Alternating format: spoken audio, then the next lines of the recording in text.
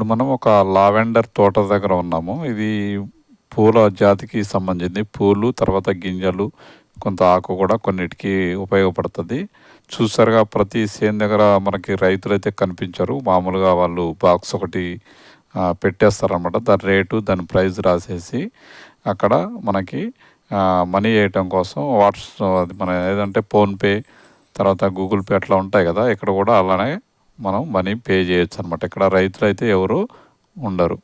ఇది మెయిన్‌గా ఈ లావెండర్ అనే మొక్క ఏంటంటే ఇది దాదాపుగా సుగంధ ద్రవ్యాలకు సంబంధించింది అనమాట. ఇది ఎక్కువ సోప్స్, తర్వాత ఐస్ క్రీమ్స్, అనేక రకాల ఆయిల్స్, రకరకాల ఆయిల్స్కి ఇది ఉపయోగపడుతుంది అనమాట.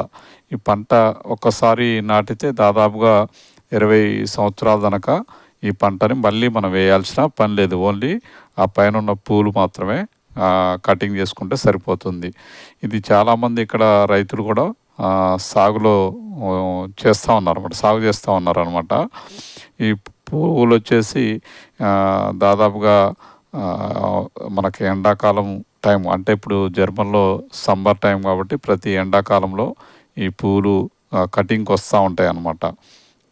ఇది చాలా రకాల ఆయిల్స్, సబ్బులు, తర్వాత రకరకాల ఫుడ్కి సంబంధించినవి, తర్వాత ఆరోగ్యరీత్యా కూడా ఇది చాలా ఉపయోగపడుతుంది. డైరెక్ట్ కూడా మనం వాటిని వాడచ్చు అనమాట. దాన్ని ప్రాసెసింగ్ చేయాల్సిన అవసరం కూడా లేదు.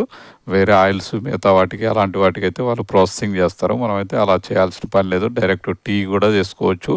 టీ కానీ, తర్వాత ఐస్ క్రీమ్స్ కానీ, తర్వాత వాటర్లో కూడా వేసుకొని తాగొచ్చు. తర్వాత చాలా వాటికి జ్యూస్లకి, తర్వాత సోప్స్కి, అనేక రకాల మన తినే వాటికి కూడా వీటిని ఉపయోగిస్తారు. చాలా రకాల వాటికి ఇది ఉపయోగపడుతుంది.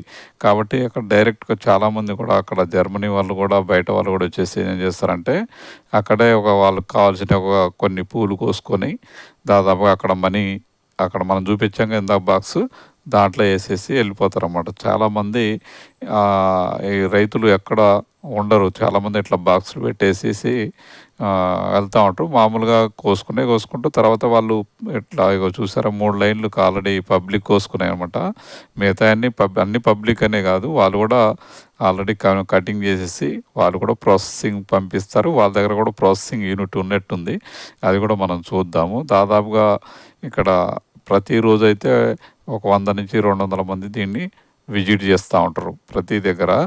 ఇది చాలా ఫేమస్ అయిన ఇదనమాట. సుగంధ ద్రవ్యాల్లో ఇది కూడా మనం అక్కడ దగ్గర తోట దగ్గరికి పోగానే మనకి స్మెల్ వస్తూ ఉంటుంది. అంత ఇదిగా ఉంటుంది అనమాట. ఇది అనమాట. ఇక్కడ డబ్బా చూసారు కదా, మనం ఆ డబ్బాలో మనం అంటే మామూలు కోసుకోలేదు, మనం కూడా కొద్దిగా చూసాం కూడా దాంట్లో 1 ఇయర్ వేయటం జరిగింది. ఇది వాళ్ళ ఇంటి దగ్గర అనమాట. అతని ఇంటి దగ్గర ఏదైతే రైతు ఉందో అతని ఇంటి దగ్గర వాటర్లో అది తయారు చేశాడనమాట. అది తాగితే ఎలా ఉంటుందో టేస్టింగ్ కోసం పెట్టాడు. ఫ్రీగా తాగొచ్చు, అది టేస్ట్ చూడటం కోసం. అది చాలా బాగుంటుంది టేస్ట్ కూడా. అది చూసారా, అది రూమ్ అనమాట. దాంట్లో ఏదైతే ప్రొడక్ట్ దీంతో తయారు చేశారో, ఎన్ని రకాలు తయారు చేశారో చూడండి. అన్ని రకాలు కూడా అక్కడ శాంపుల్స్ ఉంటాయి.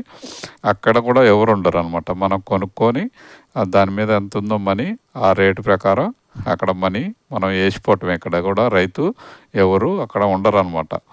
చూసారు, ఇవన్నీ రకరకాల ఐటమ్స్ తయారీ అనమాట. దీంతో ఎన్ని రకాల ఐటమ్స్ తయారు చేయాలో అన్ని రకాల ఐటమ్స్ శాంపుల్ అయితే ఇక్కడ పెట్టడం జరిగింది. చూసారు ఐస్ క్రీమ్స్ ఎన్ని ఉన్నాయో. ఐస్ క్రీమ్స్ కూడా వీళ్ళు డైరెక్ట్గా దాంతో తయారు చేసిన ఐస్ క్రీమ్స్ అనమాట. మనం ఐస్ క్రీమ్ తీసుకొని మనీ అయితే అక్కడ వేసిపోవాలన్నమాట. వాళ్ళు ఎవరు అడగరు మనీ, అక్కడ ఎవరు ఉండరు కాబట్టి మనమే అక్కడ ఐస్ క్రీమ్ తీసుకుంటే దాని ప్రైస్ ఎంత ఉందో అక్కడ అన్ని ప్రైస్ లిస్ట్ ఉంటుంది.